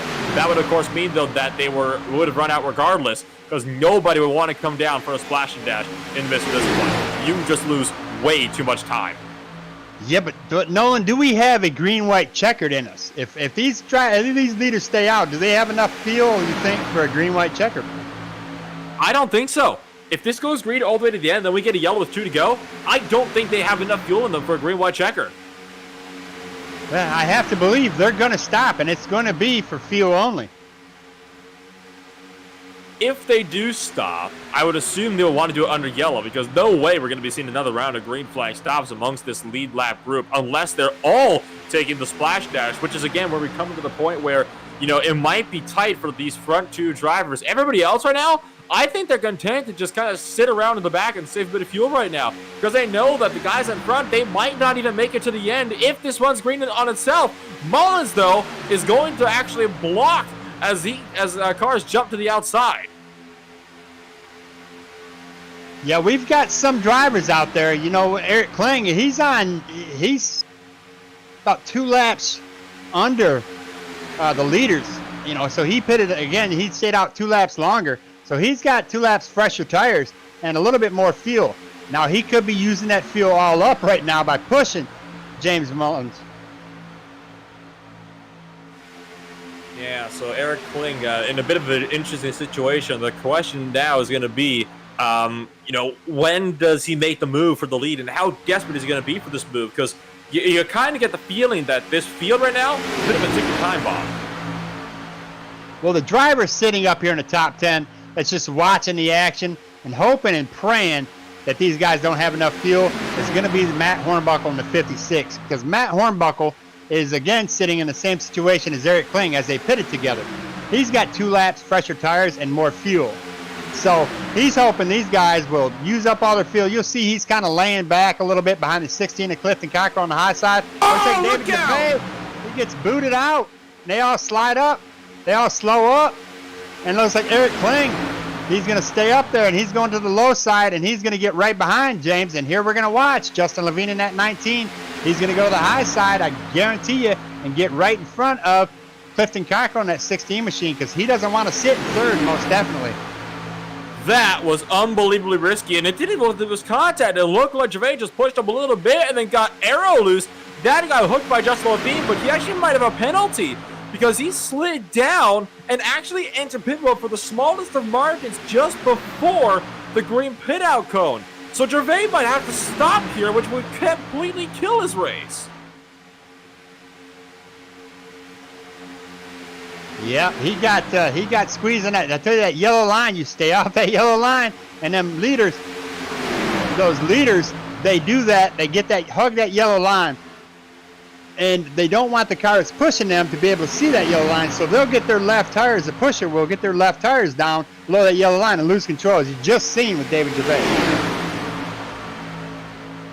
So it does seem like David Gervais did get his penalty waived by race officials, so good thing to see there. Gervais will be able to stay on out and continue to turn the laps. And now, though, he is left with absolutely no help. He has been completely abandoned. There's no one coming back to help him. It's going to be a lonely, lonely ride now for that number 5 car, unless there is another yellow. And I think Justin Levine is patiently just going to save his fuel, because maybe he believes he doesn't have enough to the end. He's just kind of sitting back there in the inside line in third place, just kind of saving his fuel. He's content to ride at the moment behind Eric Kling, as Eric Kling is pushing James Mullins.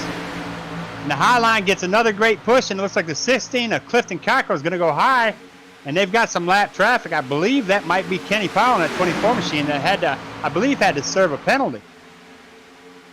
That is Kenny Powell, who did have to serve that penalty, and now is about to be swamped by the race leaders. So Powell staying up on the outside lane, letting this lead grouping by nice and smooth. So Powell now going to file back in line, and I believe that might put Powell, never mind, disregard that he is not in the lucky dog position. That currently is Tyler Smith, who is running in the same grouping as well with the rest of the leaders.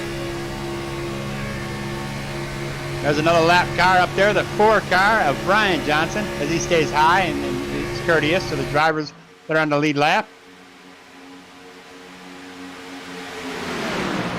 Now, these guys are kind of patiently waiting. It's the calm before the storm. We've got roughly about 21 laps left of racing here. These guys are going to wait it out to about 9 to go, and then you'll see some action. You'll see some drivers making moves you ain't seen all night. Is it going to cause a wreck? About a 50-50 shot, but I'm going to bet on black it's going to be a lot of cartilage.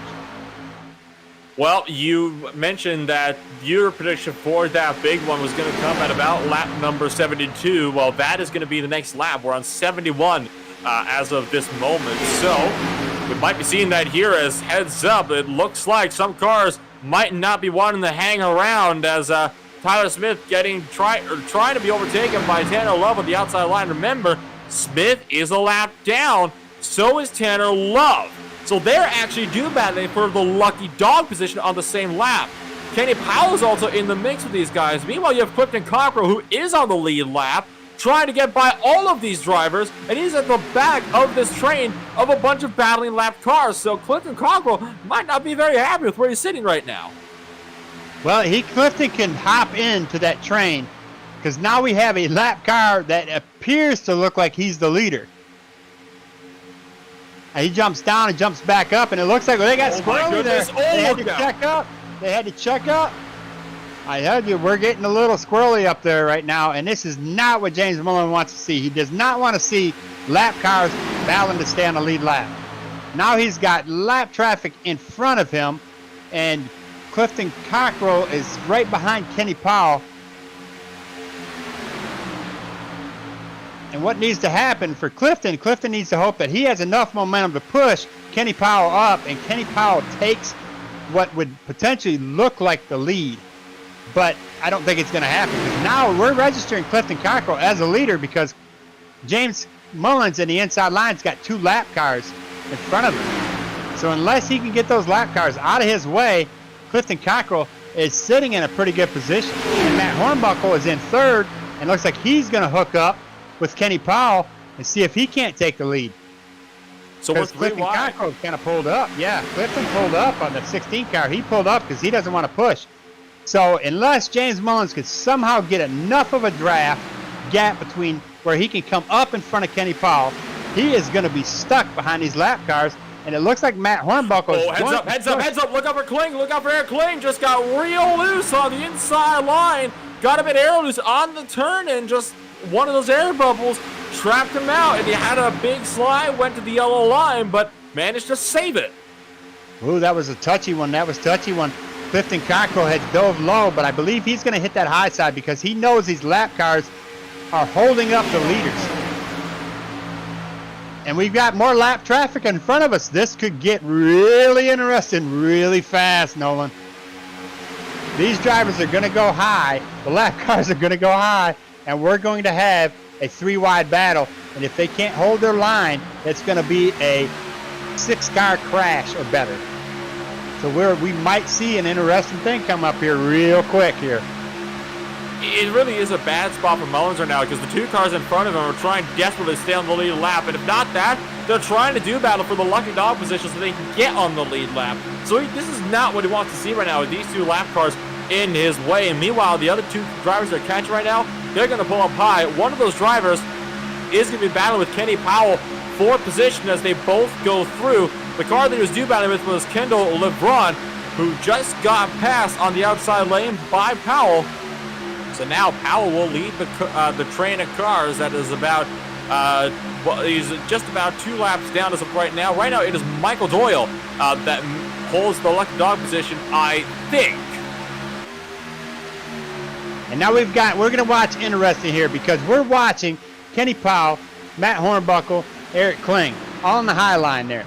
What we're going to probably see is Kenny Powell will go down in front of the 14 car, and Eric Kling, who's on the lead lap, and Matt Hornbuckle, Eric Kling will push Matt Hornbuckle to the lead. As James Mullins knows this, and he jumps up. Is James going to try to go the high side and make this 3 wide because he feels like this is the only way to get around these lap cars? We'll find out.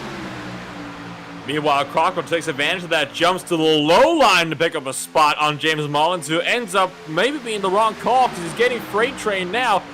So as of right now, Matt Hornbuckle is scored the race leader. For those wondering who he is the 2nd car on the outside line. That is your current race leader. The driver trying to fight him for the lead right now is Clifton Cockrell, the 3rd place car on the inside line. The 3 cars in front of these 2, they're both 1 lap down. So that just shows just how crazy this race is turning out being. We got about 16 laps now before that checker flag. If there was ever to be a big one, it's going to be coming soon. Yeah, we're going to get some impatient drivers here. Either Clifton Cockrell, Matt Hornbuckle, Eric Kling, James Mullins, or that 19 to Justin Levine. They're going to get impatient with these lap down cars. They're holding them up. If any of these guys, Clifton Cockrell, Matt Hornbuckle, Eric Kling, can get in front of these lap cars, they could walk away with this race by miles because these lap cars are holding up the traffic behind them. So we're going to see some impatient 3-wide racing coming up here real quick, Nolan.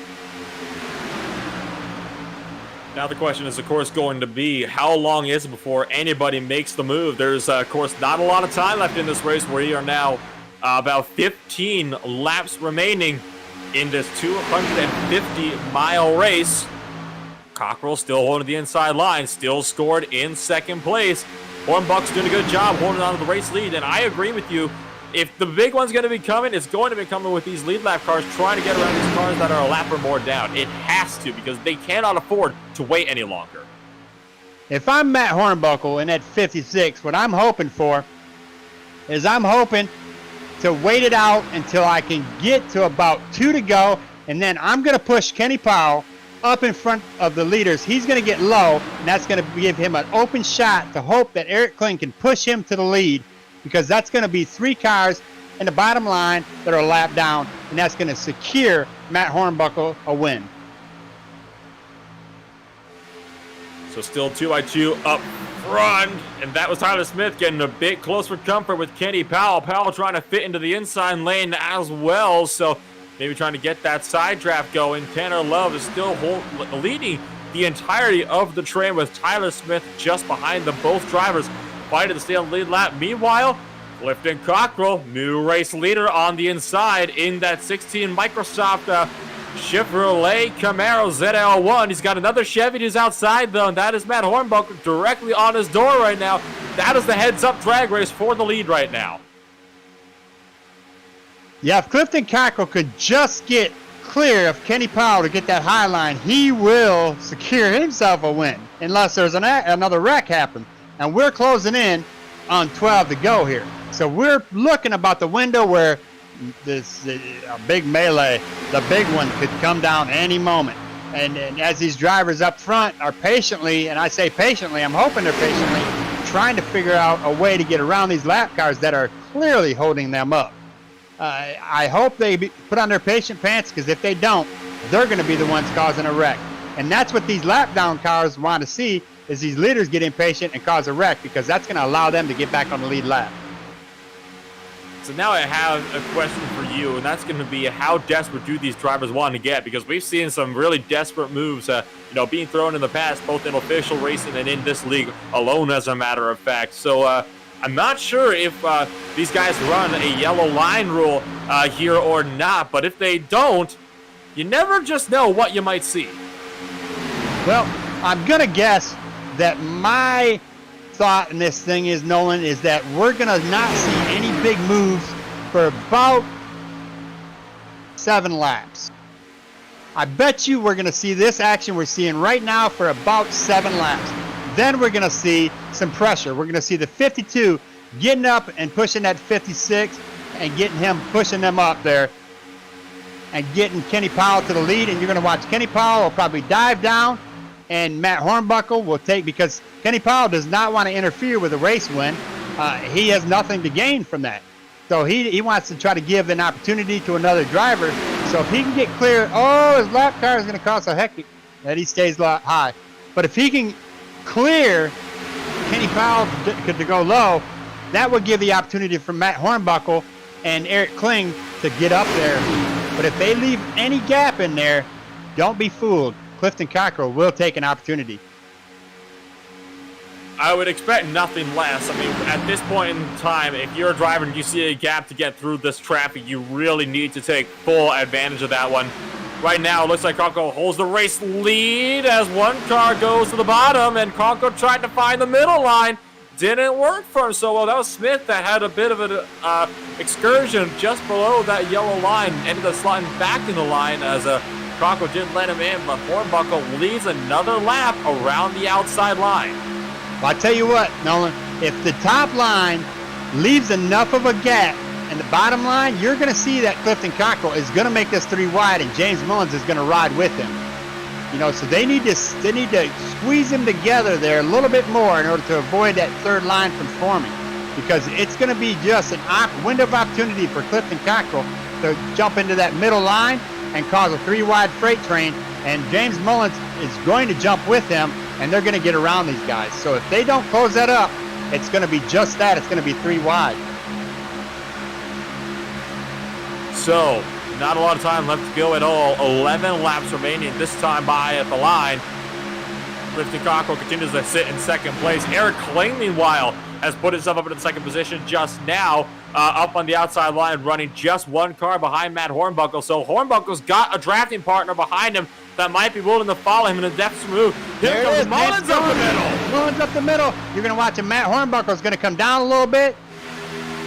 If he lets him. He pushes him up. So it looks like James Mullins is going to get in there, and now I watch James Mullins is going to take the 3 wide here. He's going to go to the high side and hope that somebody goes with him. But there's going to be a wreck. These guys are getting impatient. We have got 8 laps to go. Look at Kling trying to fight. He's actually getting a run on the outside line all by himself, trying for 4 wide now into turn number 1. That's not a good idea. He's not going to go for it, but Kling is actually doing a good job. There we go. With the side There we draft go. here, still trying to get the run off of turn 2. Now, if James Mullins can hold up and get Matt Hornbuckle up there in front of the leader, he's hoping that Matt Hornbuckle will go ahead and drop down. But if Matt Hornbuckle is smart, he's going to stay high. He's going to try to force Mullins to push him, because if he goes low, the 64 is going to pull James Mullins right to the lead, and the race is going to be his. We're coming down to it. We've got 6 laps up once we go past the start-finish line here. If Matt Hornbuckle is smart, he is not going to drop in front of Kenny Powell. He is going to stay in that high line and keep James Mullins behind him. That's what he needs But right if now. James So Mullins hits that Hornbuckle. high side, James Mullins, no, Matt Hornbuckle goes low. Now we're going to have some racing. But if Kenny Powell can get up there and get on the bumper of Matt Hornbuckle, he can keep him in front of him and hope that that 64 does not have enough momentum behind him. That's John Mullins. He's at the fast hot rod. Less than 10 laps remaining now. 2 lead lap cars this time leading the trains. You got Matt Hornbuckle leading the inside groove, and Mullins trying to wave the flag on the outside line, saying, And there everybody goes follow Kenny me, but Powell not wanting to hang around either. That's a bit of a surprising one to me. But here comes Tyler Smith trying the middle. And he does that pretty much by himself with Eric Kling. Eric Kling's going to go with him. And if Eric can hold his line, he gets a little squirrely. But it does look like the 6 car is going to drop down with him as Matt Hornbuckle still holds the lead. But it could be a story ending here. I'll tell you what, this is going to end in tears for one of these lead lap drivers, and everybody's trying to make sure it isn't them, but somehow, somewhere, there are going to be some feelings hurt by the end of the night. We are approaching what is going to be 6 laps remaining. James Mullins slots back into the inside groove, trying to find the way around Tyler Smith, desperately trying his way to get to the front. Tanner Love right now pushing your race leader, Matt Hornbuckle. Heads up, though. Looks like Kling's the one to go. He's going to go around the outside for the race lead, and that is going to cause Tyler Smith to be abandoned on the middle side. But here comes James Mullins now, trying to open up a middle groove again. Yep, Mullins is wanting that bad. He is smelling it, and just don't give it up. Now, we do know Justin Levine is sitting back there, and Justin Levine, the machine, he wants that race win back, and he may just get it. Cuts off Clifton Cocker before Cocker could get up to the middle groove. He tried, and now here comes Love, who's might give a bit of a helping hand here to Justin Levine. Going to be pushing him up to the front. Drivers weaving and wobbling all over the inside line, and Matt Hornbuckle loses momentum big time. That is going to allow Justin Levine to the race lead, but here comes Mullins still trying to go for a run. It right now is Tanner Love leading the train, and side by side between Mullins and Levine for the lead. Yeah, that inside line has got to get moving there. Levine is not going to let him go. Matt Hornbuckle needs to get to that high side if he has any more swing at this deal. If it doesn't come before the white flag, it's going to be on the white flag. I'm telling you that much, because this is absolute chaos right now. There's no more teamwork taking place. It is just go, go, go for most of these drivers. Still side by side between Levine and Mullins. Mullins, though, with the run up the corner with the help of Tyler Smith. Not so much, though. Mullins' momentum has just stalled. We are now 3 laps to go at Talladega. Yeah, they're going to be some 3 wide. They're going to try to take it as it looks like Eric Kling. He kind of looks up there and says, do I want to take it 3 wide, or what do I want to do here? I got to make my move now if I want to win this thing. But it looks like Justin Levine is just holding him off. If Matt Hornbuckle can just get in front of James Mullins in that 56 car, Clifton Cocker is going to run out of fuel. Yeah, he just called. He's pitting his time. So is the 5 car, I believe, of David Gervais. So drivers cannot make it to the end. This is a fuel mileage race all of a sudden. It's going to be a good one, Nolan. I know that James Mullins is running on the same amount of tires and fuel as they got, so can he make it to the end? That's exactly what Matt Hornbuckle wants to see, because Justin Levine is running on the same tires as we've got the 6 car up there, or the 9 car. What is that? 6. I'm losing it. This is getting it pretty crazy right now. We're going to have 2 laps to go. These guys are going to make some moves now. Is the wreck going to happen here quickly, or are we going to finish this thing green? There's no reason for Justin Levine in that 19 to go high. He needs to stay low and push on the back of that 14's bumper like he's never pushed before. As we watch the 52, he's trying to find a high line there because he knows he's got 1 more lap and this thing is over. So now here we come.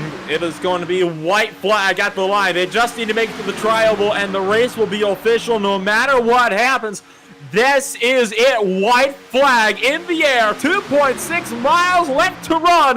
Where does the move come? When will it come? It's going to come soon. We are 3 wide right now.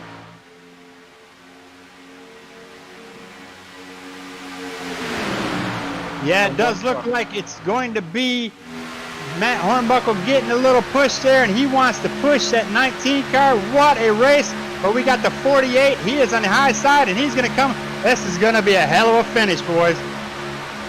Side by side for the race lead. Mullins versus Levine off of turn number 4.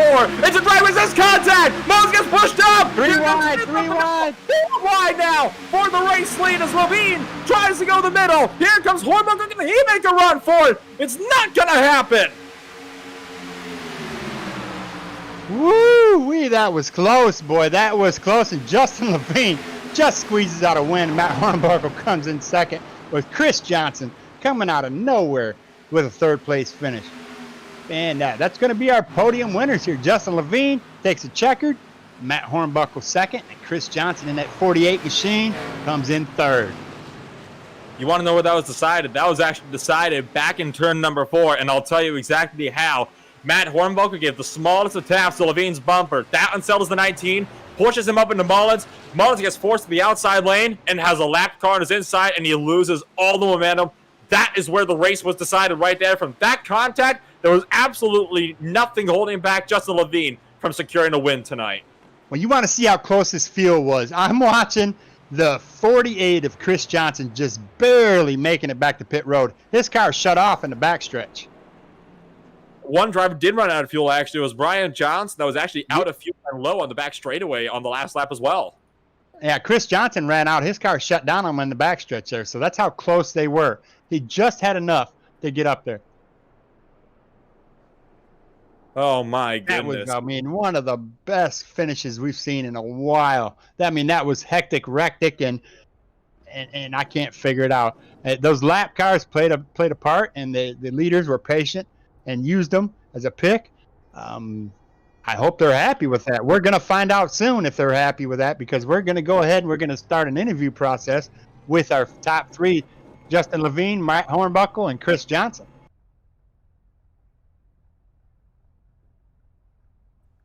So meanwhile, the race results are looking to be Levine takes the win after starting on the pole, but just barely. After getting a shot from the back by Matt Hornbuckle to help him secure that win off of turn number 4. Chris Johnson sits in 3rd, one of the biggest moves of the race. Wayne Grassi started 21st. He's going to finish 4th place, rounding out the top 5. It's Eric Kling. Then you have John Mullins, James Mullins in 7th place, Tyler Pluff in 8th, Jeffrey Smith in 9th. Paul also rounds out the top 10. Then you got Jaden Profit, Brian Hubble, Clifton Cockrell, Cecil Keith, Tyler Smith, Michael Doyle, Tanner Love, Mike Knight, David Gervais, James Colabelli rounds out 20th place. The final 7 drivers are looking to be Kendall LeBron, Kenny Powell, Craig Johnson, Brian Johnson, Mark Love, Donnie Gatton Jr., and Andrew Melvin. And before we go ahead and interview these race winners, let's go ahead and pause for a commercial giving thanks to our sponsor for tonight's race.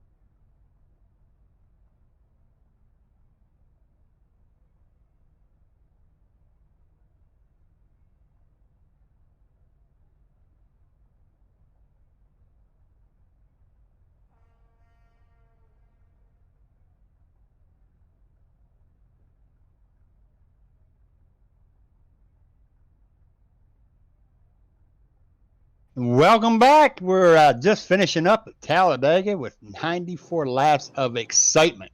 We had racing like I predicted we were going to go. We've had some winners up here that came from the back all the way to the front. The biggest mover of the race is going to be the fourth place of Wayne Grossi. He started 21st, finished fourth. So as we wait around for the drivers to get out of their car, we're waiting to speak to Justin Levine, Matt Hornbuckle, and Chris Johnson. Justin Levine is our race winner, and our first loser is Matt Hornbuckle, and our third loser would be Chris Johnson. So we're going to take a minute here and wait till we can get a hold of these guys and let them get out of their car, get the sweat wiped off their foreheads, and then we're going to start chatting with them here.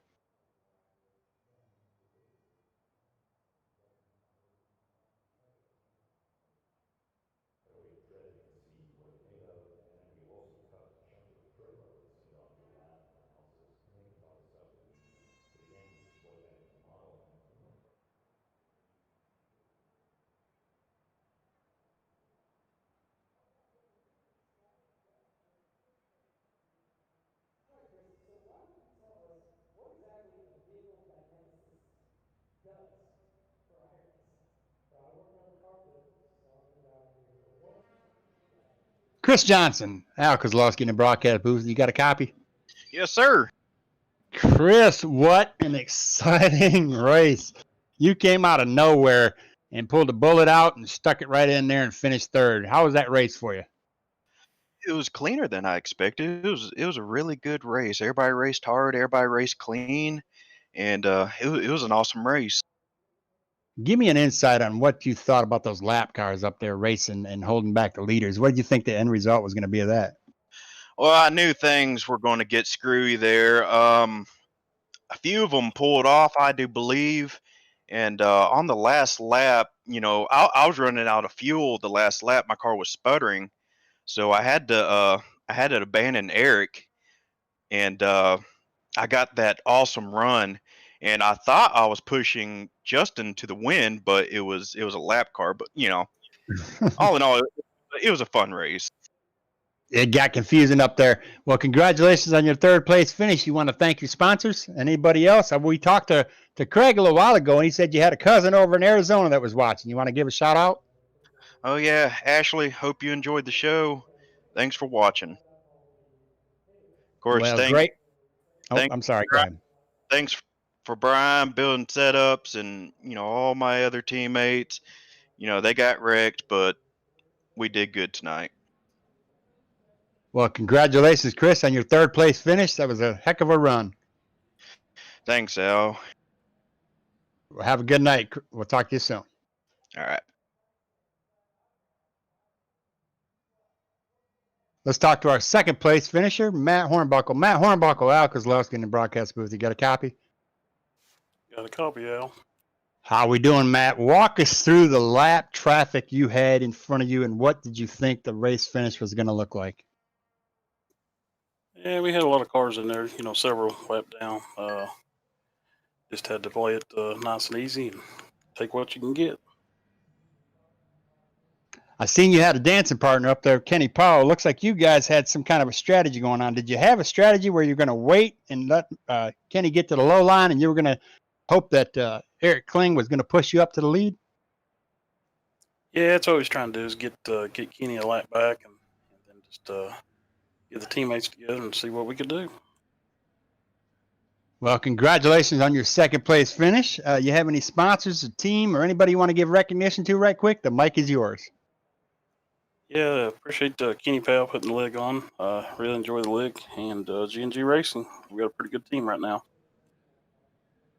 Well, you did show some strength tonight, and I surely do appreciate it. It was very entertaining, and congratulations on your second place finish. Appreciate it, Al. Have a good night, bud. Let's see if we can talk to our race winner. Let's see if we can get a hold of Justin Levine. Justin Levine, Al Kozlowski in the broadcast booth. You got a copy? Yes, sir. Justin Levine, the machine. Here we are again talking to you. Tell us about that, the ending of this race. I had no idea how that was going to end. I really thought with all those lap cars, either I was going to run out of fuel or we were all going to wreck. It did look very interesting, and it looked like, did you have too much tape, or you just didn't want to be in second place? I mean, you would continually, if it went low and somebody passed you high, you do a crossover and pass them for the lead again. You just didn't want to be in second place the whole race. I taped that car to be the leader, and that's where I wanted to stay. I wanted to control the race as long as I could. Well, you did it, brother. You pulled off a victory, the big V. You got any sponsors, teammates, anybody you want to thank, anybody want to give a shout out? The mic is yours. Yes, I got to thank Kenny for putting on this league. Anybody else that helps him as admins, got to thank you guys. Can't wait to go back and watch the broadcast. As always, got to thank Boyd. Again, another absolute animal of a set. Everybody at Legacy, Tanner. Tanner was a huge help. Unfortunately, he didn't make it to pit road and was stuck a lap down, but it's all thanks to him that I had enough fuel to make it to the end. Speaking of that field, we were kind of wondering, how did you run out after you crossed the start finish? I mean, how close were you to being empty? As soon as I hit the line, it sputtered. I was right there.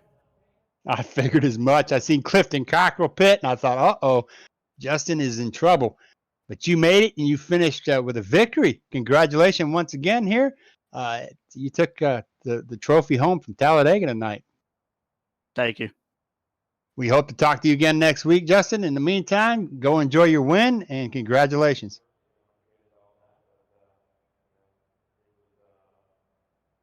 And Nolan, that concludes the 94 laps of melee excitement that we had tonight at Talladega. You have any closing words for us? Well, only the fact that I'm taking a look at the schedule, and guess what's up next? Some good old-fashioned road course racing down to the Charlotte Roval, a track that has only provided the best of stock car road course racing ever since it came onto the schedule in 2018. So, very much looking forward to see what kind of a show we'll be having there. Yeah, when you get these guys at a high rate of speed, then all of a sudden turning right and left, it's always going to pull out some excitement. I can't wait. Stay tuned and actually come and watch us next week. That's going to be one heck of an event. You thought tonight was exciting. Next week's going to be even more exciting. Thanks for watching. My name is Al Kozlowski. I'm here with Nolan Ropel, and we look forward to talking to you again next week. Have a good night.